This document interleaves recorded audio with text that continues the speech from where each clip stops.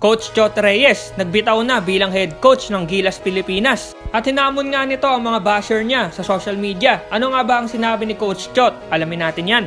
Pero bago yan, mag-like at mag-subscribe para maging suporta sa ating channel at hit ang bell para sa mga paparating na update patungkol sa mundo ng basketball. Simulan na natin. Isa nga ang ating bansa sa naging host ng pamosong FIBA World Cup at bilang tayong mga Pilipino ay diehard fans ng basketball ay napatunayan nga natin sa panonood sa mga naglalakihang arena at nagawa pa natin ng record para sa pinakamaraming nanood sa isang arena. Pero may mga nangyari pa din na di natin inaasahan. 4 na sunod-sunod nga ang talo ng ating Gilas Pilipinas sa mga nagdaang laban nito, ang Dominican Republic, Angola, Italy at itong South Sudan. Marami nga ang nalungkot sa nasaksihan nila at pati na din ang mga nanood sa online at sa mga bahay nila. Pero nga kahapon ay nabuhayan tayo dahil hindi lang nakabawi ang Pilipinas. Natalo pa natin ang China at natambakan ito sa score na 96-75 dahil nga sa buong pusong paglalaro ng ating mga Gilas players. Lalong-lalo na si the flamethrower Jordan Clarkson na 5 sunod-sunod nga na 3 points ang pinukol nito sa basket.